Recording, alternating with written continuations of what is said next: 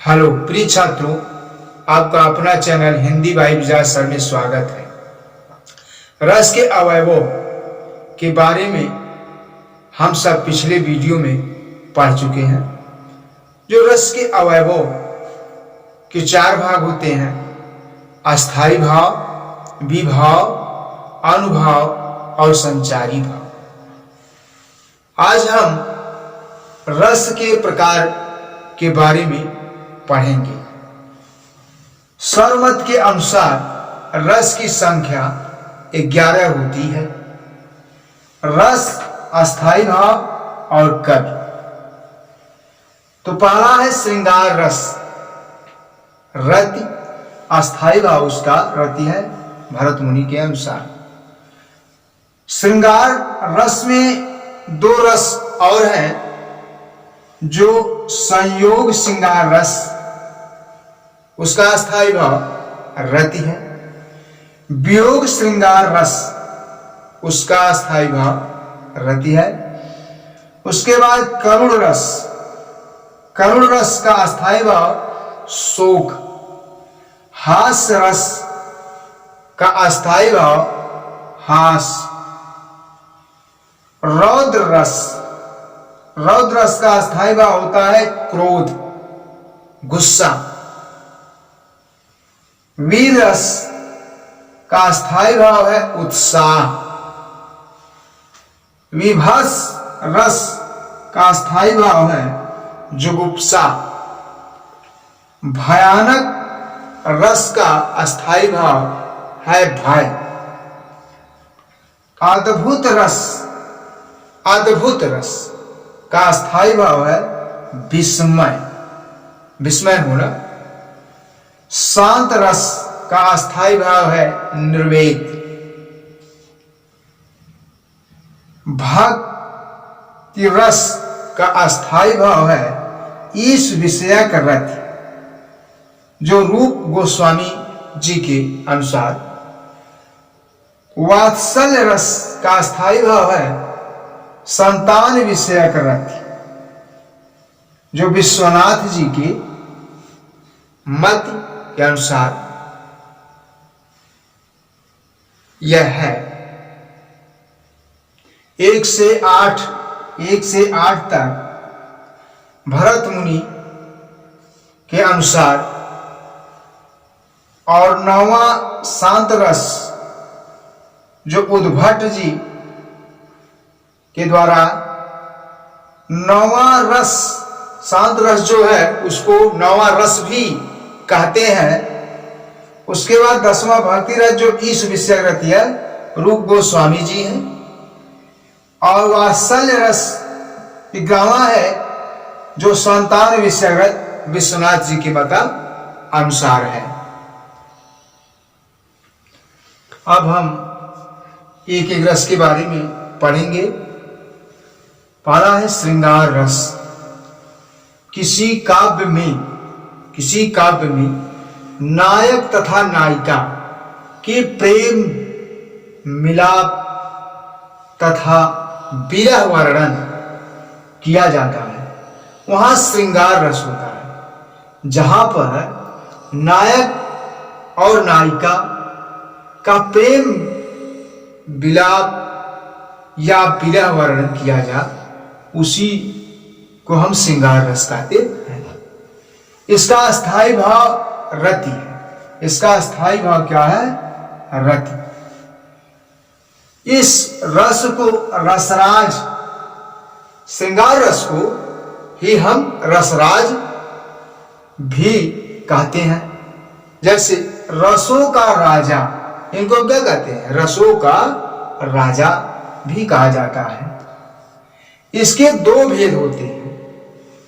पहला है संयोग श्रृंगार रस, संयोग श्रृंगार रस।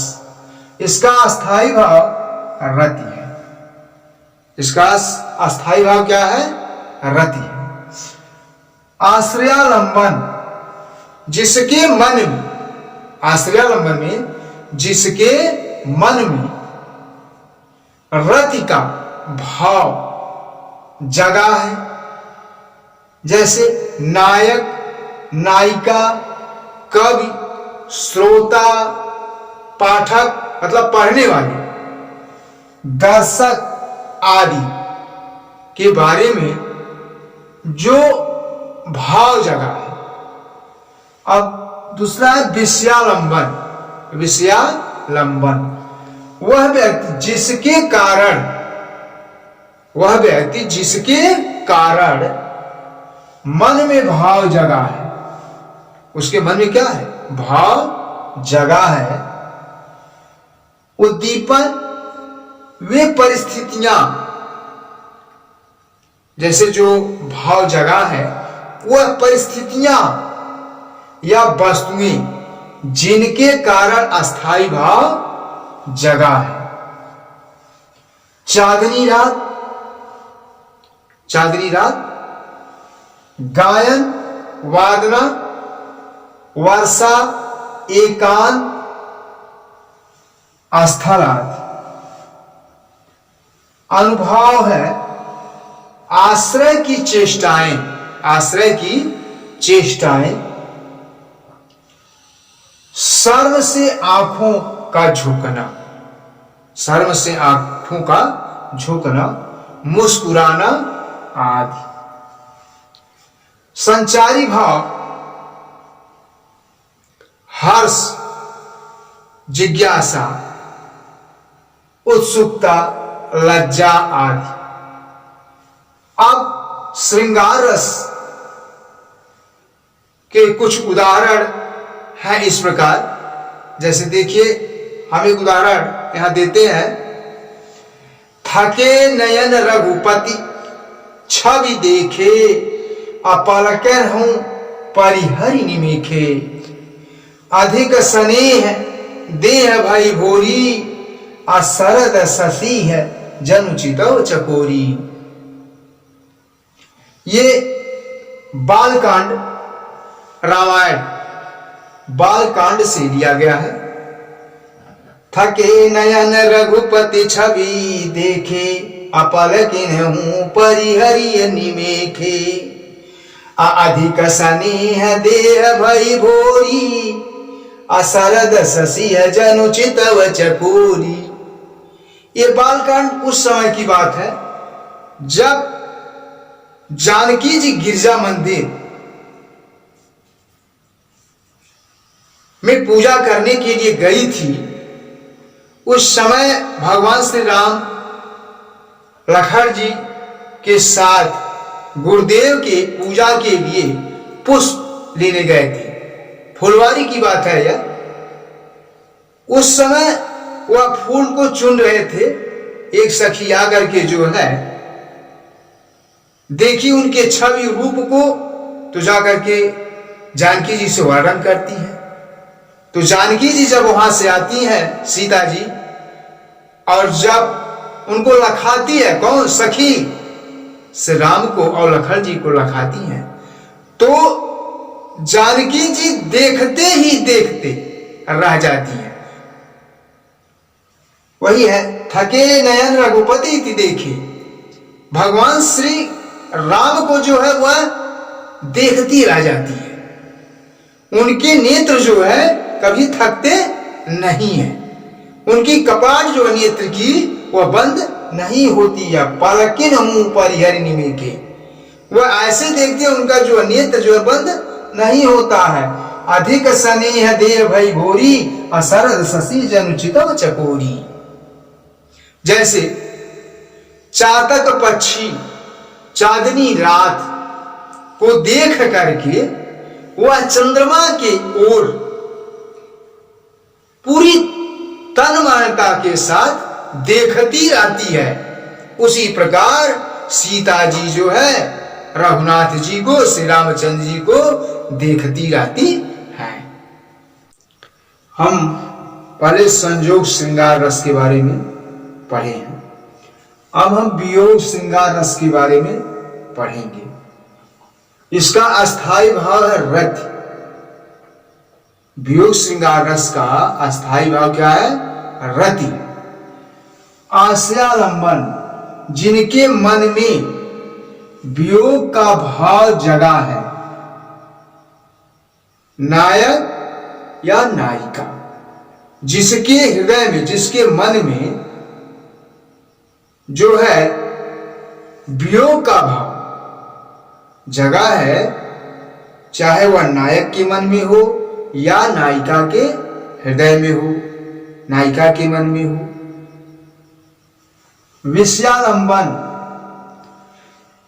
वह व्यक्ति जिसके कारण मन में भाव जगा है, मन में भाव जगा है, वह व्यक्ति जिसके कारण मन में उसके भाव क्या हुआ है, जागृत हुआ है। उद्दीपन, वे परिस्थितियां या वस्तुएं जिनके कारण अस्थायी भाव जगा है, वे परिस्थितियां या वस्तुएं, कौन सी स्थिति है, कौन सी परिस्थिति है, कौन सा वस्तु वहां है, उनके कारण जो भाव उनके हृदय में जगा है, उदास, गायन, वादन, वर्षा, एकांत स्थान आदि। अनुभव, आश्रय की चेष्टाएं, आंखों से आंसू का गिरना, आह भरना आदि, ये अनुभव है। ये क्या है, अनुभव, कि आंखों से आंसू गिरना, आह भरना। जब लोगों को कोई कष्ट, चाहे नायक को हो चाहे नायिका को, तो उनको जब कष्ट होता है तो उनकी आंखों से आंसू गिरता है, वो अपने हृदय में आह जो है भरते हैं। उदाहरण है, हरिजन जानी प्रीत अति गाढ़ी, सजल नयन पुलकावत बाढ़ी। यह जो है सुंदरकांड रामायण से इसका उदाहरण लिया गया है। हरिजन जानी प्रीत अति गाढ़ी, सजल नयन पुलकावल बाढ़ी। हरिजन जान प्रीति अति गाढ़ी। हरिजन माने सेवक, भगवान का भक्त जिसको कहते हैं। भगवान का भक्त जान करके, उसको देख करके जो हृदय में प्रीत बढ़ जाती है, प्रीत क्या होती है, गढ़ जाती है। सजल नयन पुलकावल बाढ़ी, उसके नेत्रों में एक प्रफुल्लित, एक खुशहाली, एक उमंग जो है बढ़ने लगता है। ये कौन कह रही है, सीता जी जो है। हनुमान जी जब लंका में गए हैं तो सुंदर वाटिका में यह वर्णन हुआ है, जो हनुमान जी को देखी है सीता जी। और हनुमान जी जब रामचंद्र जी के पूरे वृत्तांत को बतलाए हैं तो उनका हृदय जो है गदगद हो गया है। बचनु न आव नयन भय बारी, अह नाथ हो निपट बिसारी। बचनु न आव नयन भर बारी, सीता जी के मुख से कोई आवाज नहीं निकल रही है, उनके मुख से जो है कोई आवाज नहीं निकल रही है। और नयनों में, उनके नेत्रों में आंसू की धारा जो है बह रही है, भरी हुई है। आह नाथ हो निपट बिसारी, और वह कह रही है, हे नाथ आप हमें क्यों इतने दिनों तक बिसार दिया है।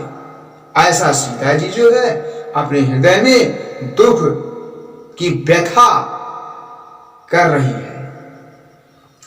अब आगे देखिए, उद्धव मन नाही 10-20, एक हूं तो सो गयो श्याम संग को आराधे ईस। यहां उद्धव प्रसंग आ गया,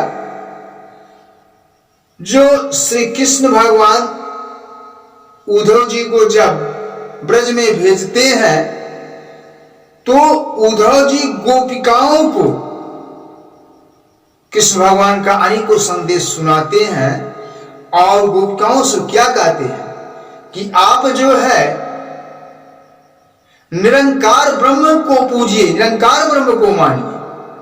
लेकिन गोपियां वहां क्या कहती हैं, हे उद्धव जी, हमारे पास तो 10-20 मन है नहीं, जो एक निरंकार को दे दूं, एक फला देवी को दे दूं, एक फला देवता को दे दूं। ऐसा तो हमारे हृदय में कोई बात है ही नहीं है कि 10-20 मन है। एक ही मन तो है, और वह कहा, एक हो तो सो गयो श्याम संग को आराधे ईश। जो एक ही मन है वह भगवान श्री कृष्ण के साथ चला गया है। अब मैं किस मन से जो है आपकी बात को मानूं। ऐसी गोपिकाएं जो है उद्धव जी को समझा रही हैं। पहला श्रृंगार रस के बारे में पढ़ लिया है। अब दूसरा है करुण रस। करुण रस के बारे में हम सब पढ़ेंगे। करुण रस का अस्थाई भाव शोक है। करुण रस का अस्थाई भाव क्या है? शोक मतलब दुख। किसी काव्य को सुनने, देखने या पढ़ने से जो शोक उत्पन्न होता है, जो दुख उत्पन्न होता है, उसी को हम करुण रस कहते हैं। आश्रयालंबन, जिनके मन में शोक का भाव जगा है,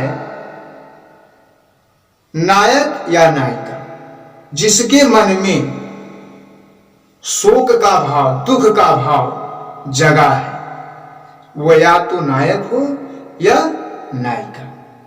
जो बिछुड़ता है या कोई कष्ट पड़ता है किसी को, तो दूसरा क्या होता है? दुखी होता है, उसको बहुत ही कष्ट होता है, शोक होता है। वही है करुण वेदना। विषयालंबन, वह व्यक्ति जिसके कारण मन में शोक जगा है।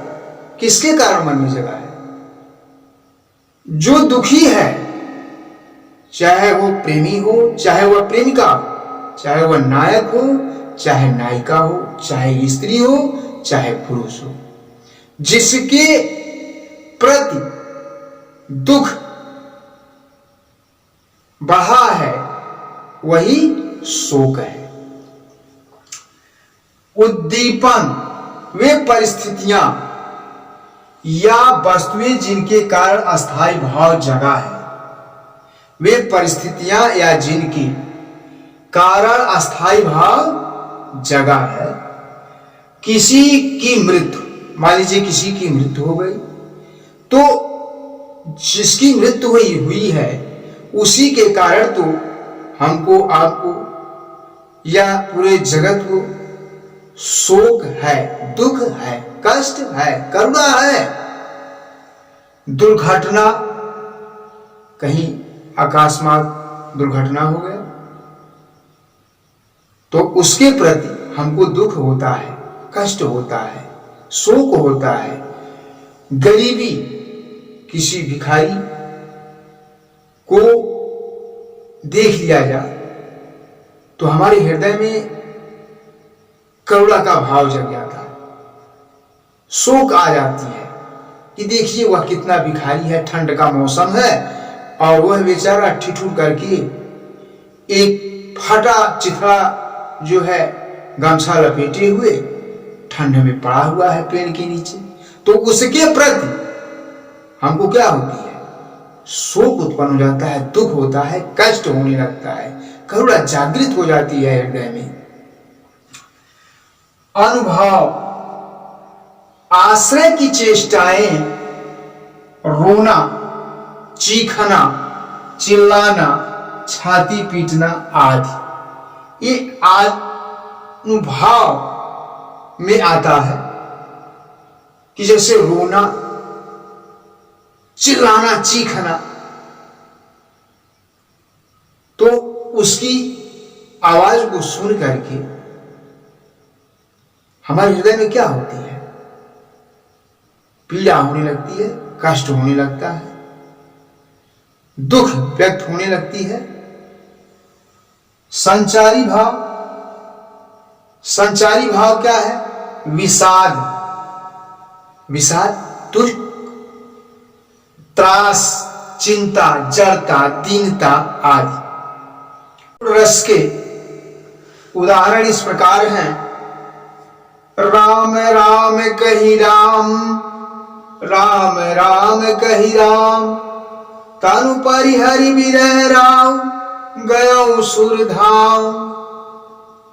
यह अयोध्याकांड से लिया गया है।